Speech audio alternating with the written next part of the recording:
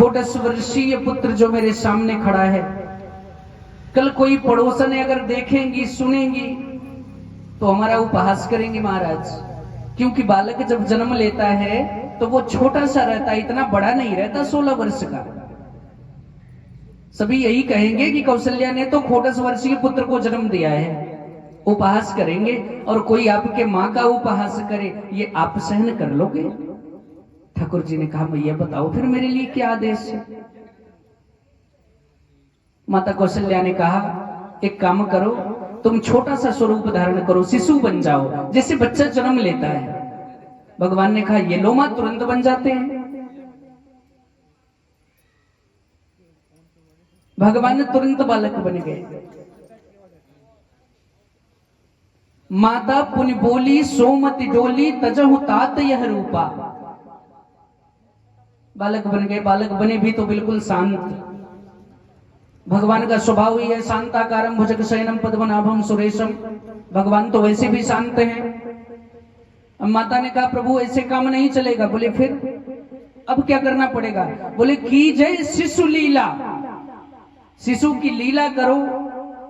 बोले शिशु की लीला क्या होती है मां? मैं तो पहली बार बालक बनाऊं, मुझको पता नहीं है, बताओ शिशु की लीला क्या होती है? बोले शिशु की लीला होती है कि बच्चा जब जन्म लेता है तो रोता है। अब महाराज भगवान परेशान। बोले कि मुझ पर कौन सी आफत आई है कि मैं रोऊं? रोते तो लोग तब हैं जब उन पर मुसीबत आती है, मेरे ऊपर काई की मुसीबत है? माता कौशल्या ने कहा प्रभु आप अपना रोना थोड़ी रोओगे, आप तो संसार का रोना रोओगे प्रभु। क्योंकि अब तक भक्तों ने आपको रो रो कर बुलाया है, जल्दी लो अवतार प्रभु, जल्दी लो अवतार। और अब आप रो रो करके अपने भक्तों को बुलाओ। भगवान ने कहा कोई बात नहीं, अब आपके लिए तो सब कुछ करने को तैयार। भगवान रोने लगे। रोने लगे तो रोते ही जाएं, रोते ही जाएं, रोते ही जाएं। मैया फिर से परेशान। बोले अब बस करो, बहुत हुआ। भगवान ने कहा मां अब जो होगा पूर्ण ही होगा, क्योंकि राम ब्रह्म परमार्थ रूपा, राम पूर्ण ब्रह्म है। बोले जो होगा पूर्ण ही होगा, ये कम नहीं होगा। और फिर रोने की प्रैक्टिस कर रहा हूं, अभ्यास कर रहा हूं रोने का। बोले कैसे? बोले पूरी जिंदगी रोना ही तो है। कभी पिता के मरने को लेकर रोना है, कभी बन जाने के लिए रोना है, कभी सीता के लिए रोना है, कभी लक्ष्मण के लिए रोना है। तो अभ्यास करता चलूं। और इधर जब राम जी ने रोना शुरू किया,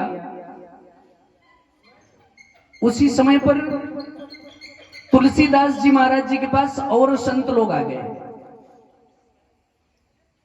तुलसीदास जी का पूरा जन्म सिर्फ विवादों से ही घिरा रहा। आप लोग कभी तुलसीदास जी की जीवनी पढ़िएगा। संत लोग आगे बोले गए तुलसीदास जी ये आपके भगवान तो रोने लगे। बताओ भगवान भी कभी रोते हैं? ये तुमने गलत लिख दिया। तुलसीदास जी महाराज जी ने कहा कि सुनो, भगवान तो रो रहे हैं तो आप लोग भी कुछ करोगे इसमें? बोले हम क्या करें? बोले गाओ। भगवान रो रहे हैं तो तुम गाओ। बोले क्या फायदा? क्योंकि इस संसार में बिना फायदा के कोई भी काम नहीं करता। बिना स्वार्थ के कोई भी काम नहीं होता। बोले क्या फायदा? बोले इसका फायदा बहुत है। बोले कौन कौन सा फायदा है बताओ? महाराज श्री तुलसीदास जी महाराज जी ने स्पष्ट लिखा कि यह चरित जगा वही हरि पद पावही। बोले जो इसको गाता है उसका स्थान परमात्मा के श्री चरणों में होता है। बोले बस ये तो हम तपस्या से भी प्राप्त कर सकते हैं, कोई और फायदा हो तो बताओ? बोले एक फायदा और है, तीन परही भवकूपा। उनका आवागमन से मुक्ति मिल जाती है जो इस चरित्र का गायन करता है।